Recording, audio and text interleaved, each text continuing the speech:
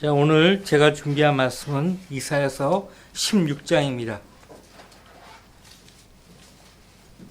15장과 16장은 모압에 대한 하나님의 엄중한 경고입니다.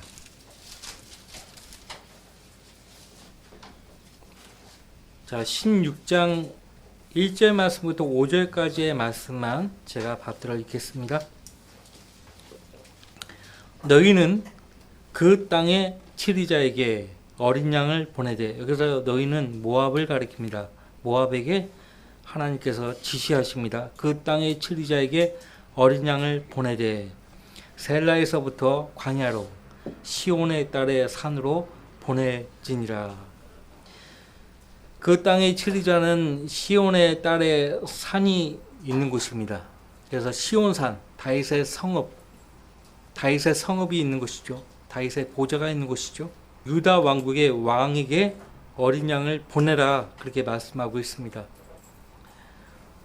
2절, 마치 둥지에서 쫓겨난 떠돌아다니는 새같이 모압의 딸들도 아르논 여울에서 그렇게 되리라.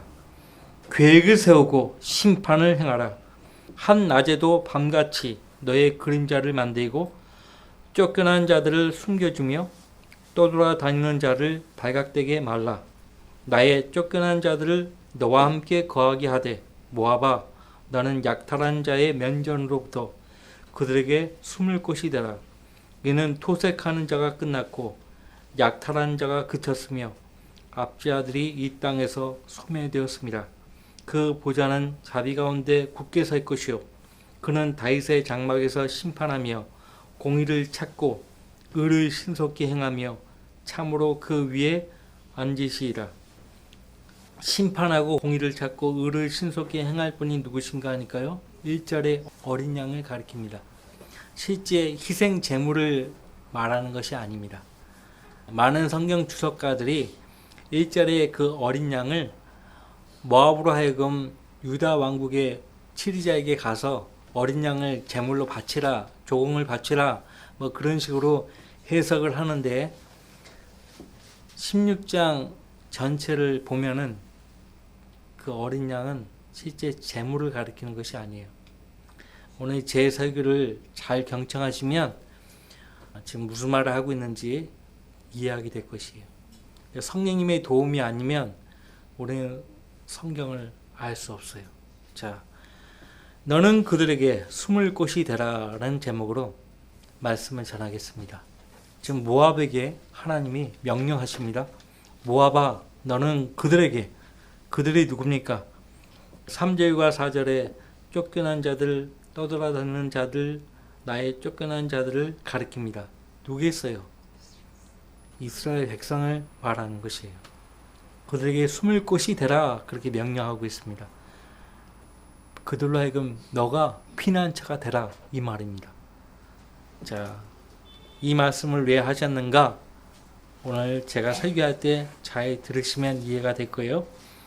지금 이사야서 14장부터 보면은 이스라엘 주변 국가들, 특히 이스라엘 민족을 괴롭혔던 그 주변 국가들을 주님께서 재림하실 때 하나씩 심판하시겠다는 말씀이에요.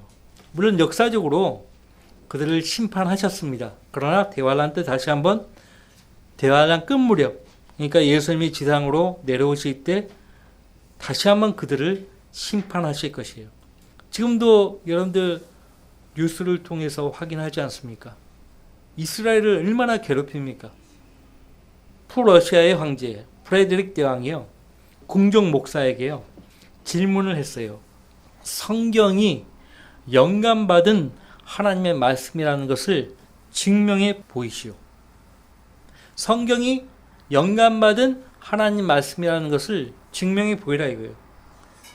그때 궁정 목사가요, 폐하 유대인입니다, 그렇게 대답을 했다고 합니다.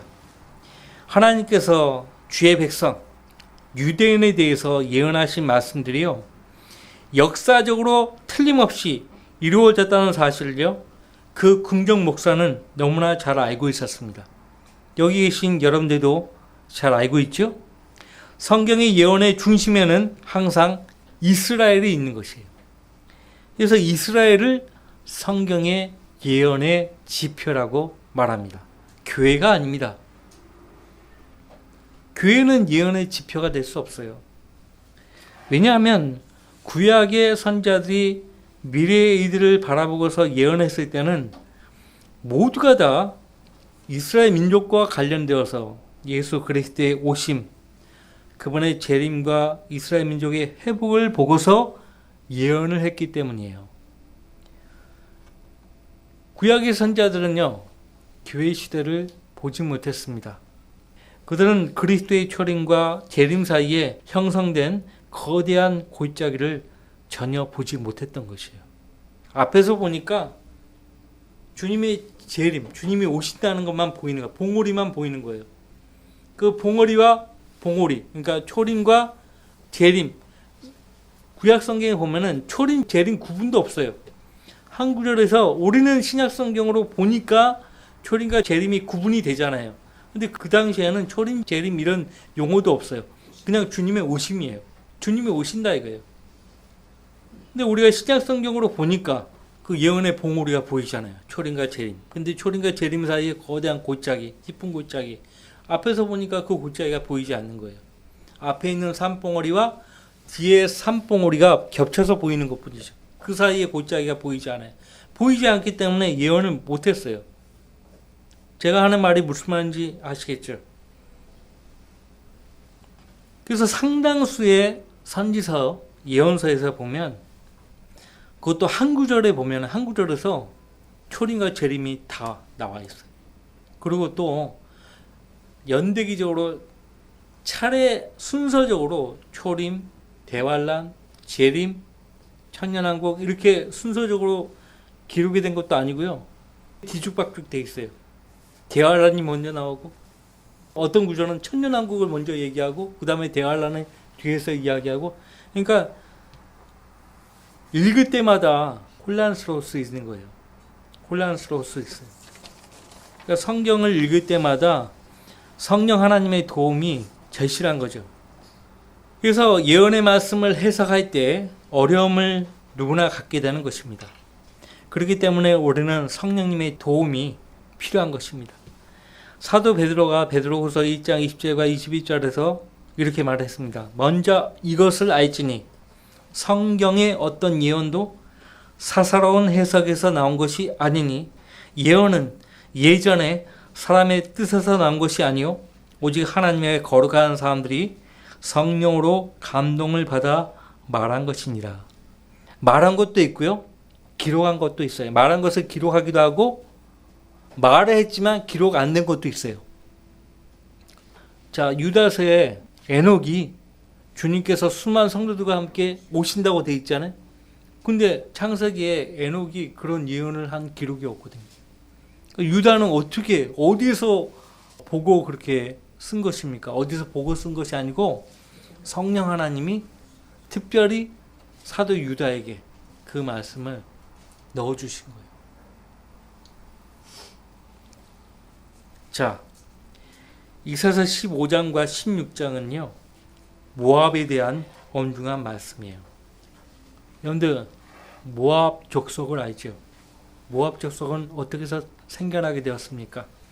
창세기에 나오지 않습니까? 19장에 아브라함의 조카 롯이요, 소돔과 고모라가 멸망하잖아요. 그래서 어떤 산에 거합니다. 산에 동굴에 거하는데 그 두 딸이요 아버지에게 들어가서 씨를 잇자 그렇게 말을 했고, 그래서 첫 번째 딸 사이에서 태어난 것이 모압이고 두 번째 딸 사이에서 태어난 족속이 암몬 족속이에요. 그러니까 근친상간이죠. 태어나지 말았어야 할 족속들이에요. 모압과 암몬은. 이 모압과 암몬은 이스라엘 백성을 계속 괴롭히죠. 그러니까 사울왕 때나 다윗왕 때 꼼짝을 못해요. 모압과 암몬 족속이. 이 모압과 암몬 족속은 지금의 요단강 동쪽에 위치한, 지금 요르단이에요. 요르단.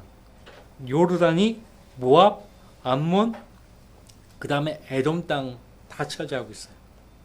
사해 남부까지 다 차지하고 있습니다. 자, 하나님께서 신명기 23장에서 이 암몬과 모압에 대해서 말씀하십니다. 암몬인과 모압인은 주의 회중에 들어가지 못하리니 그들의 10대까지도 그들은 주의 회중에 들어가지 못하리라고 말씀하신 거예요. 신명기 23장 3절에. 주의 회중에 들어갈 수 없다는 말이 무슨 말이에요? 회중이 무슨 말이에요? 하나님께 경배 드리는 주의 백성들을 가리켜서 회중이라고 말을 하는데, 다시 말하면 주의 백성과 더불어 주께 경배 드릴 수 없다는 뜻이에요.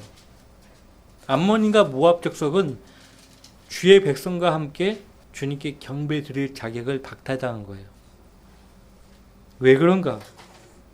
여러분들, 경배 드릴 자격을 박탈당하는 것만큼이나 비참하고 불행한 일이 있습니까? 경배 드리고 싶은데 하나님께서 나는 너로부터 경배 받고 싶지 않아. 얼마나 비참해요. 얼마나 불행해요. 누가 경배를 드려도 하나님께서 그들의 경배를 받지 않으시는 거 아닐까요? 형식적으로 하나님을 찾는 사람들이에요. 거듭나지도 않은 채 형식적으로 하나님의 아버지라고 부르고 형식적으로 경배하는 사람들은 하나님께서 그 경배를 받지 않으십니다. 잠언에 그렇게 많이 반복되어 나오는 악인의 쟁기질. 악인의 쟁기질은 하나님께 가증하다라고 말씀하셨어요. 악인이 쟁기질을 하면 할수록 무엇이 나옵니까? 참된 열매가 나오는 것이 아니에요.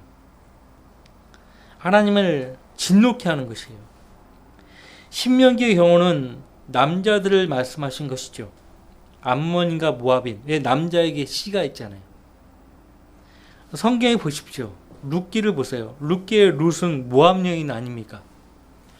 솔로몬의 아내, 그리고 르호보암 왕의 어머니가 누구예요? 암몬 여인이었어요. 그러니까 암몬과 모압 여인들이 주님을 찾아서 주의 백성에게 합류할 수 있었지만 남자들은 아니었다는 것이에요. 왜 그런가? 신명기 23장 4절 5절 말씀을 보시면은 이스라엘 백성이 이집트를 떠나가지고 약속의 땅으로 들어가려고 했을 때 이 암몬과 모압 땅을 지나쳐야 했다고요. 지나칠 때 모세가요, 지나가도록 허락해달라고 먼저 사신을 보냈어요. 우리는 지나가기만 하겠다. 아무것도 요구하지 않을 테니까 지나가게만 허락해달라. 근데 시폴의 아들 발락 왕이요, 아니 저 거짓말이야. 왜냐하면 그 전에 여리고성 함락했다는 그런 소식을 다 들었기 때문에 우리도 함락당할 거다. 저들에 의해서 지배당할 것이다. 그러니까 두려워했던 것이에요. 그래서 저들이 우리 땅에 들어오기 전에 저들을 어떻게 해서라도 제거를 해야 되겠다 이거예요. 그래서 거짓 선지자 있잖아요. 메소포타미아의 점쟁이를 고용해가지고 이스라엘 백성으로 하여금 하나님께 죄를 짓게 해서 저주받게 해달라고 요청했죠. 근데 하나님께서 발람의 저주를 복으로 바꾸셨죠. 그런 예를 우리가 민수기를 통해서 볼 수가 있습니다. 이스라엘 백성이 이집트를 떠나서 약속의 땅으로 들어가려고 했을 때요, 하나님이 말씀하십니다. 그들이 빵과 물을 가지고 주의 백성을 맞이하지 않았기 때문에, 무엇보다 주의 백성을 대적해서 거짓 선지자 발람을 고용하여 저주하게 하였기 때문에 암몬인과 모압인들은 주의 회중에 들어갈 수 없다고 하나님께서 그렇게 명령을 하신 거예요. 못을 박아버린 거예요. 자, 하나님은 아브라함과 맺으신 언약에 따라 이스라엘을 축복하는 자들에게는 반드시 복을 주셨고요, 그들을 저주하는 자는 반드시 벌하시고 저주하셨습니다. 여러분들, 과거 역사를 통해서도 볼 수 있고 근대에 와서 현대에 와서 볼 수 있지 않습니까? 지금도 우리 눈앞에 하나님께서 보여주시지 않습니까? 지금 이사야서 15장과 16장의 모압에 대한 엄중한 말씀은요, 역사적으로는 바벨론의 느부갓네살이 이스라엘을 침공하려고 내려올 때 모압도 같이 쓸어버렸습니다. 역사적으로 이루어졌어요. 쓸어버렸어요. 여러분들 15장 1절에 보시면은 보세요. 모압에 대한 엄중한 말씀이라. 이는 모압의 아르가, 성읍 이름이 아르예요. 아르가 밤중에 황폐하게 되어 끝나버렸으며, 이는 모압의 킬이 밤중에 황폐하게 되어 끝나버렸습니다. 밤중에 황폐하게 되어 끝나버렸다. 바벨론 느부갓네살 왕이요, 느부사라단 장군을 앞세워 가지고 예루살렘을 침공하려고 한밤중에 내려오는 거예요. 이 침공 루트입니다. 시리아, 모압 다 침공 루트예요. 먼저 이 침공 루트에 있는 민족들을 처리해야지 최종 목표지를 처리할 때 간섭을 받지 않거든요. 항상 그래요. 간섭받지 않아요. 그런데 요즘 뭐 고려 거란 전쟁 사람들 인기인데, 우리 한국사 시간에 잠깐 배우셨죠? 기억해 보세요. 요 나라가 거란족이죠. 요 나라가 중국 송나라, 그 당시 중국을 치려고 했는데 그것이 목표예요. 근데 항상 거슬리는 족속이 있어. 고려예요, 고려. 그래서 고려를 먼저 싹 제거를 하고 최종적으로 송나라를 제거하려고 했던 거예요. 근데 그게 되지 않았지 않습니까? 그런 것이에요. 한밤중에 끝나버렸다. 역사적으로 이루어졌습니다. 이 일이 예수 그리스도께서 오실 때 다시 한번 일어날 것이에요. 구약의 모든 예언들은 역사적으로만 성취되고 마는 것이 아닙니다. 미래에 다시 한번 성취되는 이중성을 가지고 있어요. 그래서 예언의 이중 적용이라고 그렇게 말을 합니다. 느부갓네살 왕이요, 예루살렘을 침공하려고 내려올 때에 정복 루트에 이 모압이 포함되었던 것이에요. 14장 29절 말씀에 보시면 팔레스티나, 17장에 가서는 시리아 다마스커스도 포함되고, 18장에 가서는 에티오피아도 포함되고요, 22장에 가서는 바닷가의 광야, 그 다음에 두마와 아라비아, 23장의 투로와 시돈까지 모두 바벨론에 의해서 다 황폐화되었습니다. 자, 이스라엘 주변 국가들은 지금도 이스라엘을 괴롭히고 있죠. 근데 대환란 때에 가서도 괴롭힘이 극심할 것이에요. 누가 그들을 통해서 이스라엘 백성을 괴롭힐 것인가 하니까 적그리스도 짐승이 그렇게 할 것입니다. 그러나 우리 주님께서 재림하실 때 주의 백성을 괴롭혔던 이스라엘 주변국들을 심판으로 다루실 것입니다. 여러분들 그 오바다서 아시죠? 오바다 선지자는요, 에돔 땅을 향해서 엄중한 주의 말씀을 경고한 선지자인데, 에돔에 대해서는 주님께서 신명기 23장에 보시면은 주의 회중에 들어갈 수 있다고 말씀하셨어요. 그리고 이스라엘 백성에게 명령하실 때 형제니까 괴롭히지 말라고 당부하셨어요. 그럼에도 불구하고 대환란 때 에돔 족속들이 앞장서서 자기 형제인 이스라엘 민족을 괴롭힌 것에 대해서 하나님께서 오바다 선지자를 통해서 말씀하십니다. 잠깐 오바다서 보세요. 오바다서.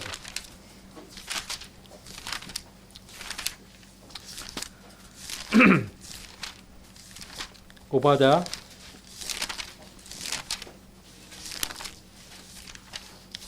요나서 앞에 있습니다. 아모스와 요나서 사이에 있죠. 자, 오바다의 환상이라 주 하나님께서 에돔에 관하여 이같이 말씀하시나니 우리가 주로부터 온 한 소식을 들을 것이며 한 대사가 이방 가운데 보냄을 받아 너희는 일어나라 우리가 그녀를 대적하여 일어나 싸우자 하는 것이라. 3절 내 마음의 교만이 너를 속였도다. 바위 틈에 거하는 내가 내 처소가 높음으로 마음속으로 말하기를 누가 나를 땅으로 끌어내리겠는가 한도다. 자, 그 뒤에 10절 말씀 보시면은 내 형제 야곱을 대적한 내 폭력으로 인하여 수치가 너를 덮으리니 내가 영원히 끊어지리라. 내가 저쪽 편에 섰던 날 곧 타국인들이 그의 군대를 사로잡아 가고 외국인들이 그의 성문으로 들어가서 예루살렘을 놓고 제위를 뽑았던 그날에 너도 그들 중에 하나가 같았느니라. 그러나 너는 내 형제의 날 곧 그가 타국인이 되던 날에 방관하지 말았어야 했고 너는 유다 자손이 멸망하던 날에 그들을 기뻐하지도 말았어야 했으며 고난의 날에 너는 오만하게 말하지도 말았어야 했느니라. 내 백성의 재난의 날에 너는 내 백성의 성문으로 들어가지 말았어야 했고 경영 너는 내 백성의 재난의 날에 그들의 고통을 방관하지도 말았어야 했으며 그들의 재난의 날에 그들의 재물에 손을 대지도 말았어야 했고 너는 내 거리에 서서 그의 도피하는 자들을 차단하지도 말았어야 했으며 너는 고난의 날에 그의 남아있었던 자들을 넘겨주지도 말았어야 했느니라. 실제로 에돔 족속이 그렇게 했어요. 역사적으로. 근데 이 일이 대환란 때 다시 한번 재현될 것이라는 것이에요. 주의 백성이 고난받는 그 날에 방관했던 그 죄를 하나님이 기억하시고 심판하신다는 거예요. 여러분들 16장 이사야서 16장 1절에 어린 양에 대해서 말씀하고 있는데 아까 희생 제물이 아니었다라고 했죠. 모압 왕에게 바친 희생 제물이 아니에요.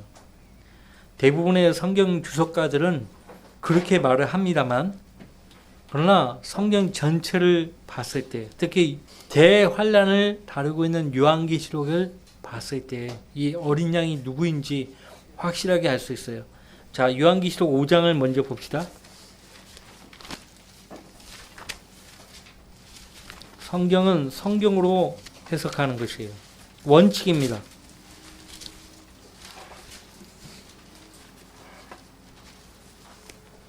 자, 5장 5절에 유다 지파의 사자인 다윗의 뿌리가 이겼으니라고 했고 그 유다 지파의 사자 다윗의 뿌리가 누구인지 6절에서 신원을 밝히고 있습니다. 이에 내가 보니 보라 보좌와 내 짐승의 한가운데와 장로들의 한가운데 도살에 당하였던 것 같은 한 어린 양이 서 있는데 7뿔과 7눈을 가졌더라. 그 7눈은 온 땅에 보내심을 받은 하나님의 7영이라. 이 도살에 당하였던 것 같은 한 어린 양이 누굽니까? 실제 어린 양이 아니에요. 보라 세상 죄를 제거하는 하나님의 어린 양이로다. 그 어린 양이에요. 이사서 53장에서 예언했던 그 어린 양. 흠없는 어린 양입니다. 그리고 12절, 5장 12절 큰 음성으로 말하기를 죽임을 당하신 어린 양이 권세와 부귀와 지혜와 힘과 정기와 영광과 찬송을 받으시기에 합당하시도다라고 하더라. 누굽니까? 예수 그리스도예요. 그리고 6장 2절 또 그 어린 양이 그 봉인 가운데 하나를 여실 때 내가 보고 내가 들으니 내 짐승 가운데 하나가 천둥 같은 소리를 말하기를 와서 보라 하기에 자, 그 어린 양이라 말씀하고 있죠. 7장 17절 계시록 7장 17절 이는 그 보좌 가운데 계신 어린 양이 그들을 먹이시고 생수의 샘들로 인도하시며 하나님께서 그들의 눈에서 모든 눈물을 씻어 주실 것이기 때문이라고 하더라. 자, 어린 양이 그들을 먹이신다. 여기서 그들은 누구인가 하니까요. 14절에서 말하고 있는 대환란에서 나온 사람들이에요. 누군가? 대환란을 통과하는 유대인 성도들이에요. 아직은 아니죠. 아직 지금 교회 시대잖아요. 대환란 때 환란을 통과하는 유대인 성도들을 가리켜서 대환란에서 나온 사람들이라고 말을 하고 있고 그들은 자기들의 옷을 씻어 어린 양의 피로 희게 했다라고 말씀하고 있어요. 그들을 먹이시고 생수의 샘들로 인도하시고 그들의 눈에서 모든 눈물을 하나님께서 씻어 주실 것이라고 말씀하고 있고요. 그 다음에 12장 가보세요. 12장. 이 12장이 굉장히 중요합니다. 요한계시록 12장이요. 한 여인이 나옵니다. 가톨릭에서는 이 한 여인을 가리켜서 예수님을 낳은 마리아라고 부릅니다. 근데 그 마리아가 아니에요. 이스라엘 민족을 가리켜서 한 여인이라고 말을 합니다. 그래서 결국 환란을 통과하는 유대인 성도들은 이스라엘 민족에서 나오는 것이잖아요. 그래서 여기서 아이를 뵌 그 여인이 상고로 울부짖으며 출산하려 함으로 아파하더라. 항상 마귀는요, 여인의 씨를 찾아요. 그리고 그 여인의 씨를 공격하고 궁극적으로 제거하려고 해왔습니다. 항상 그래요. 여러분들 구약 성경을 보세요. 카인이 아벨을 죽였잖아요. 그 단순한 사건이 아니에요. 사탄이 카인에게 들어가서요. 사탄이 볼 때 그 아벨이 여인의 씨로 생각했던 거예요. 죽이라. 그래서 카인이 그 동생 의로운 아벨을 죽였어요. 근데 죽여놓고 보니까 아니에요. 여인의 씨가 아니야. 그러니까 사탄은 전지전능한 존재가 아니에요. 왜? 우리와 똑같은 피조물이에요. 하지만 피조물 가운데 다니엘보다 지혜가 있어요. 능력이 있고요. 우리는 그런 능력이 없잖아요. 근데 사탄은 다른 존재예요. 그리고 보세요. 출애굽기에 보시면은 파라오 왕이 산하 정책을 하잖아요. 산의 아이들을 못 나게 하잖아요. 왜 그래요? 거기서 구원자가 나올 거라고 생각하는 거죠. 예수님이 태어났을 때 보세요. 헤롯 왕이 2살 이하의 산의 아이는 다 죽이게 하잖아요. 하필이면 산의 아이예요. 왜 그래요? 여인의 씨예요. 여인의 씨. 여기 계시록 12장 보세요.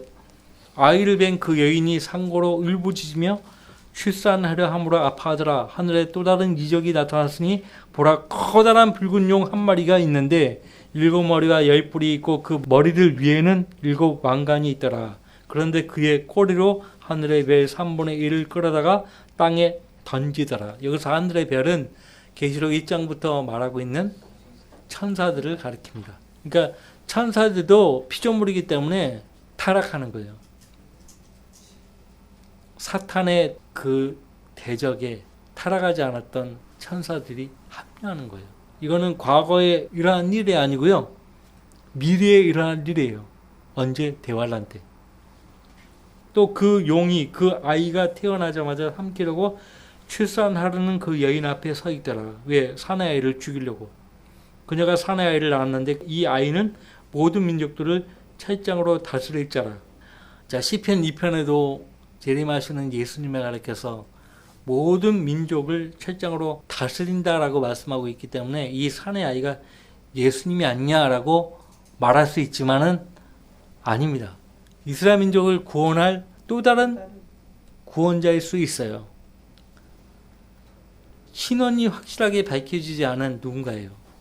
근데 저는 그 문맥을 보면은 환란 유대인의 성도들을 집합적으로 가리켜서 산의 아이로 말할 수 있어요. 근데 그 내용을 보면은 집합적으로 환란 유대인 성도들을 가리킨다라고 봅니다. 자, 어떻게 하는가? 5절, 그녀가 산의 아이를 낳았는데 나왔어요. 이 아이는 모든 민족들을 철장으로 다스릴 자라. 그녀의 아이가 하나님과 그의 보좌 앞으로 들려 올라가더라. 들려 올라갔다는 얘기는 뭐예요? 휴거예요, 휴거.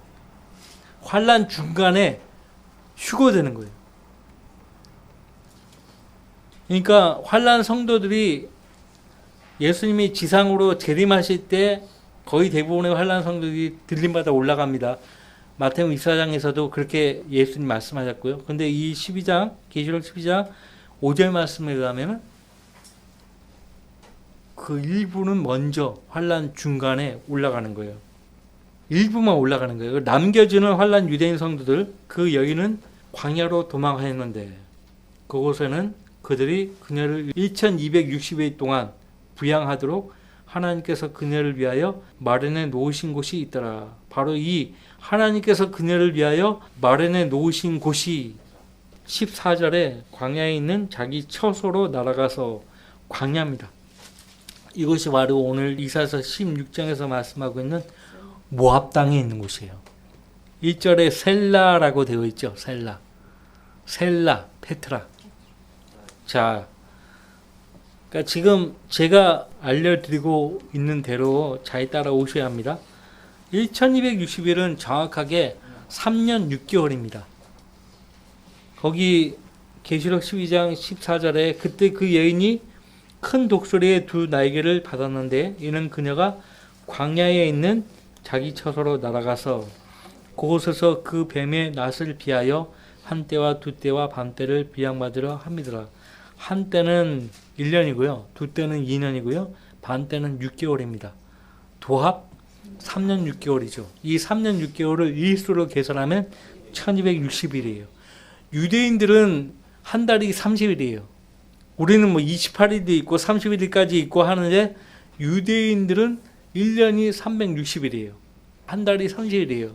그러니까 30일로 환산하면 1260일은 3년 6개월이에요. 한 때와 두 때와 반 때 정확하게 나옵니다. 그래서 후 3년 반 시작되기 그 중간 시점에 환난 유대인 성도들 누군가는 먼저 들려 올라가고 앞서 두 증인이 11장에서 먼저 부활해서 올라가잖아요.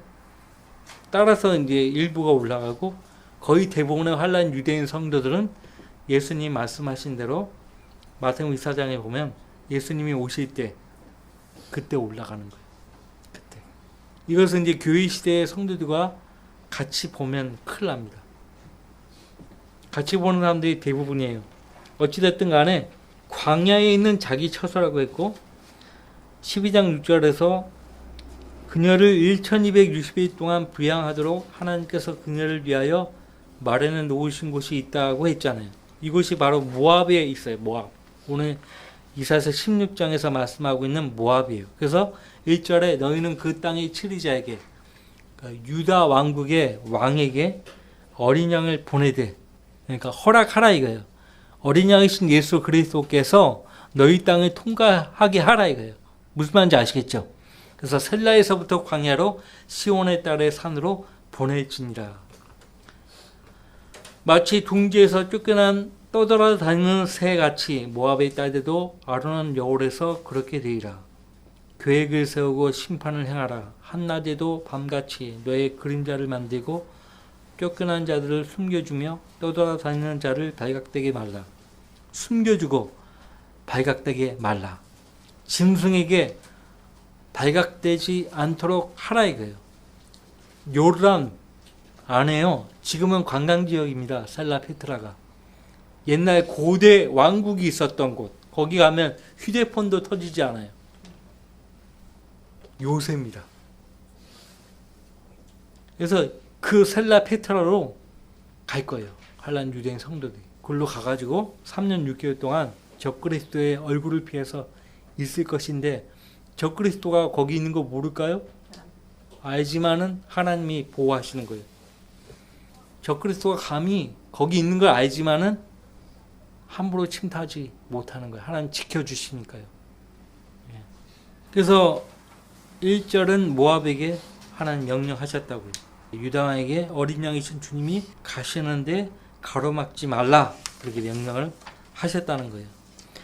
그러니까 대환란 때 모압이요. 하나님으로부터 복을 받기 위해서는 이스라엘을 위해서 반드시 해야 될 일이 무엇인가 지금 말씀하신 거예요.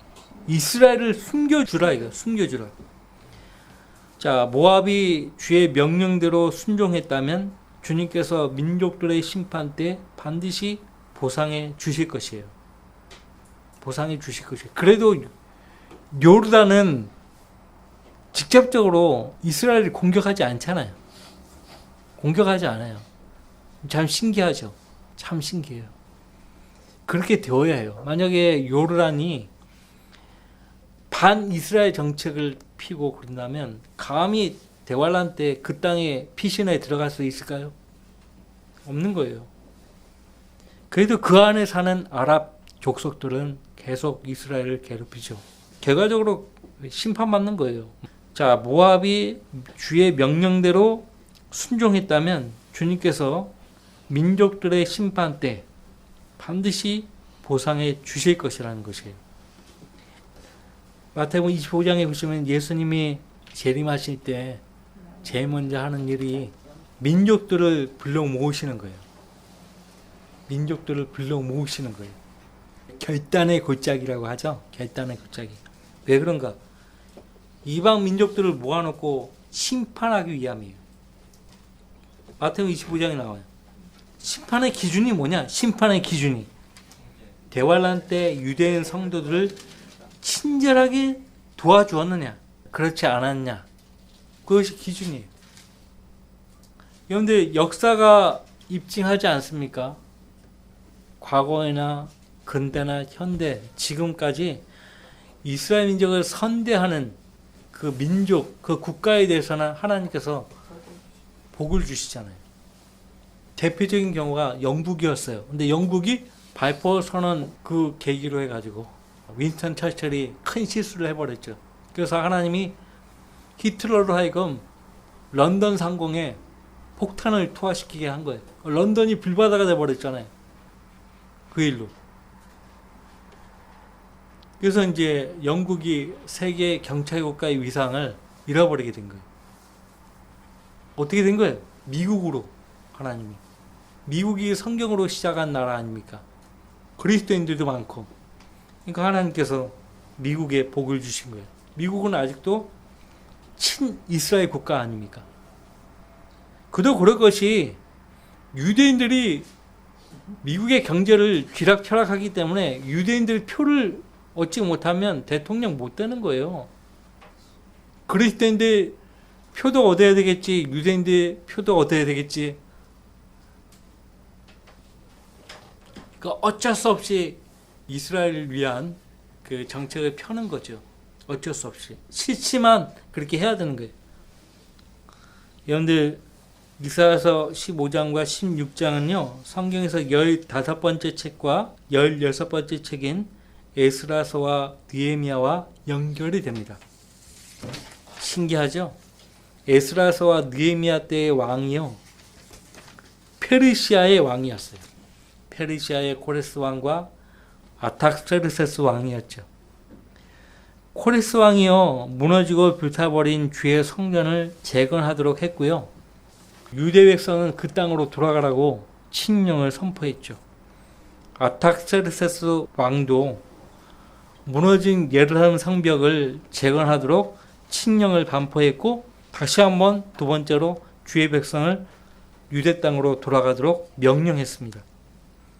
그래서 그 페르시아 제국을 하나님께서 어떻게 하셨습니까? 번영토록 하셨어요. 페르시아 제국 번영하도록 하셨어요. 지금까지의 세계 역사를 조망했을 때 유대인들을 선대했던 민족은 하나님께서 반드시 보상하시고 복 주셨어요. 선대하신 거예요. 근데 이스라엘 민족을 괴롭히고 저주한 그 민족에 대해서는 하나님께서 반드시 벌하신 거예요. 이란도 이제 벌 받는 거예요, 이제. 어제 유영숙 장님이 보내주신 그 영상 보니까요. 무기가 거의 대부분 재래식 무기라 미사일을 날렸는데 자기 땅에 떨어진 거예요. 하필이면 석유 유전 그쪽에 떨어지고 어느 미사일은 터지지도 않았어요. 잘못 건드리면 빵 하고 터지는 거죠. 항상 이라는 세계 지도에서 이스라엘 민족이 제거되는 것이에요. 왜 그래요? 그들의 배후에 누가 있는 거예요? 사탄이 있는 거예요. 사탄은 주의 백성과 그리스도인들을, 성경대로 믿는 그리스도인들을 증오합니다. 우리가 이 땅에 있으면서요, 입 딱 닫고 산다면 세상으로부터 미움을 받지 않죠. 그러나 우리가 주의 말씀을 기록된 대로 선포하는 그 순간부터 세상으로부터 미움을 받기 시작하는 거예요.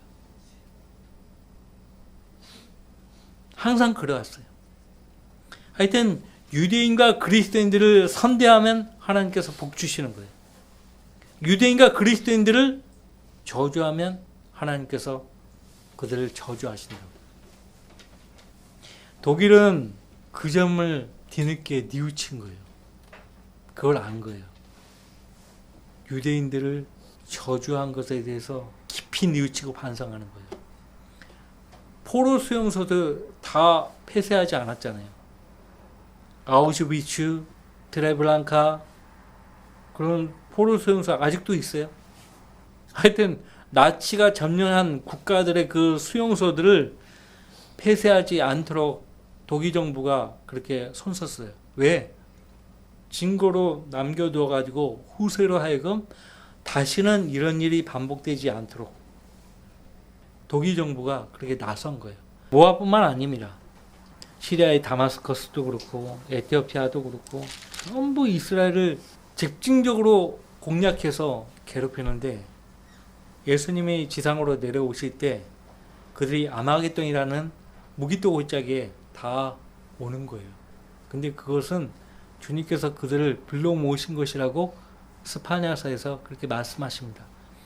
자기들이 주와 주의 백성을 대적하기 위해서 아마겟돈으로 갔지만은 결과적으로 하나님께서 그렇게 하게 하신 것이라는 것이에요. 여러분들 물고기를 한 번에 많이 낚으려면 어떻게 해야 합니까? 낚싯대로 하는 게 아니에요. 그물로 그물로 그냥 저인망으로 해갖고 그냥 확 해서 때로 잡죠. 그죠? 아마겟돈이라는 그 무기토 골짜기로 다 불러 모아야 하는 거예요.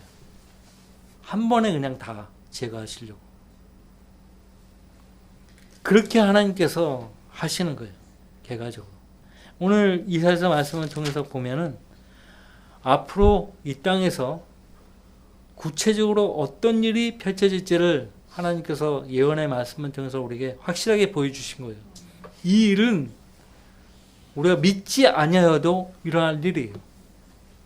그리고 성경 말씀을 읽다가 정말 애매하다, 무슨 말을 하는지 모르겠다 하지만은 우리가 이 땅에서 어떤 말씀은 모를 수 있어요. 요카 목사님도 양심적으로 나는 이 구절에 대해서 모르겠다 이거예요.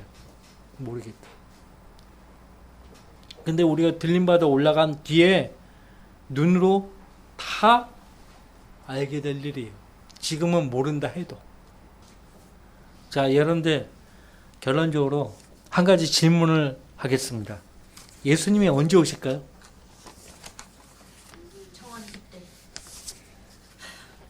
예수님이 언제 오실까요? 우리 말씀을 통해서 힌트를 얻는 거예요. 자, 그렇죠. 생각지 않은 때 오시는 거예요. 세상 사람들 입장으로 보면은요, 그들이 주를 찾지 않을 때 오시는 거예요. 그래서 지금은 누군가는 반응을 하잖아요.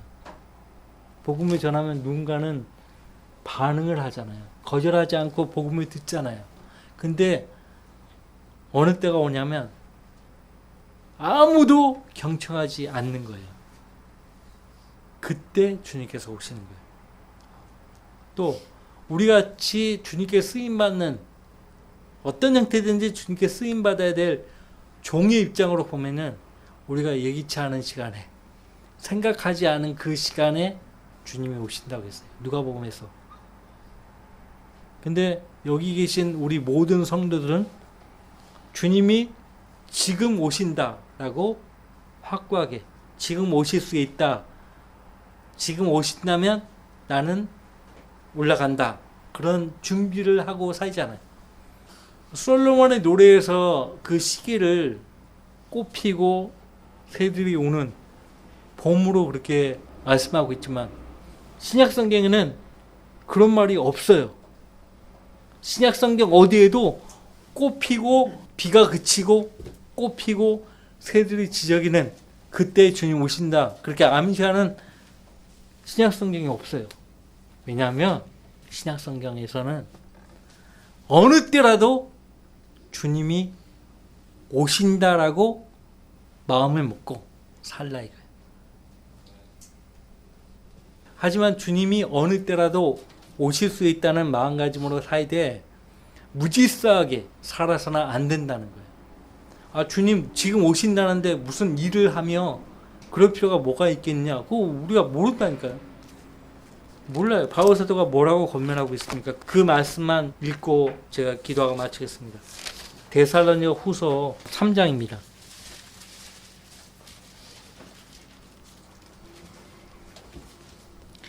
3장 5절에 또 주께서 너희 마음을 하나님의 사랑과 그리스도를 기다리는 인내로 인도하여 주실 것을 바라노라. 여러분들 예수님이 오신다는 것을 알고 있고 믿고 있어요. 소망하고 있고. 근데 기다리는데 인내로 기다려야 되는 거예요. 인내로. 인내는 우리에게 어떤 끝이 없어요. 주님께는 끝이 있지. 하지만 우리 입장에서는 끝이 없어요. 그래서 기다리는 인내로 인도하여 주실 것을 바라노라. 형제들아 우리 주 예수 그리스도의 이름으로 너에게 명하노니 무질서하게 행동하고 우리에게서 받은 전통을 따라 행하지 않는 모든 형제를 멀리하라. 너희가 어떻게 우리를 본받아야 할 것인지를 너희 스스로가 아나니 우리는 너희 가운데서 무질서하게 행하지 아니하였으며 아무에게도 양식을 거저먹지 않고 도리어 주야로 수고하고 애써 일하여 너희 가운데 아무에게도 부담이 되지 않도록 해노라요. 10절 우리가 너희와 함께 있을 때에도 너희에게 명하기를 누구든지 일하기 싫어하거든 먹지도 말라 하였노라. 일을 하라 이게 일을. 당장 주님 오신다는데 무슨 일을 해야 합니까? 그런 것이 아니에요. 언제 오실지 모르기 때문에 항상 주님 오신다고 마음을 먹고 일을 하라 이게. 무질서하게 행동하지 말고. 무슨 말인지 아시겠죠? 시한부 종말론자들처럼 자기들이 딱 시기를 딱 정해놓고 그런 게 아니에요. 아무도 몰라요. 아무도. 솔로몬의 노래에서는 어떤 암시를 줬지만은 꽃 피고 새들이 울고 비가 그치는 그 봄, 5월로 이렇게 말을 하잖아요. 신약 성경 어디에도 그렇게 시기에 관해서 정확하게 말하는 구절이 없다는 말씀이에요. 왜? 어느 때나 주님 오실 수 있다는 거죠. 그거는 주님 마음이에요. 속된 말로 엿장사 마음이에요. 주님 마음이라고. 근데 언제 오실지 예상할 수 있는데 그것은 우리 입장에서는 예기치 않은 시간에 생각하지 않은 시간에 오신다는 거예요. 또 세상 죄인들 입장에서는 아무도 주님을 찾지 않은 때에 오신다는 거예요. 지금은 누군가가 찾고 우리가 복음을 제시하면 경청하잖아요. 근데 이제 아무도 주님을 믿으려 하지 않은 때가 온단 말이에요. 그때가 오는 거예요. 그러니까 주님 입장에서는 한 사람이라도 더 구원받게 하시려고 안 오시는 거예요. 근데 이제 그때가 다 되었어요. 그죠? 우리가 10년 전이나 20년 전에 복음 전했을 때와 지금과 다르지 않습니까? 세상 사람들이. 그렇잖아요. 그러니까 거의 다 됐다는 거. 거의 다 됐다는 거. 바로 그것이에요. 오늘 밤이 될지, 새벽이 될지, 내일 아침이 될지 몰라요. 몰라요. 우리가 마음대로 시기를 정할 수 없어요. 항상 어느 때라도 주님 맞이할 그 마음의 준비를 하며 살아야 돼요. 자, 다 같이 기도합시다.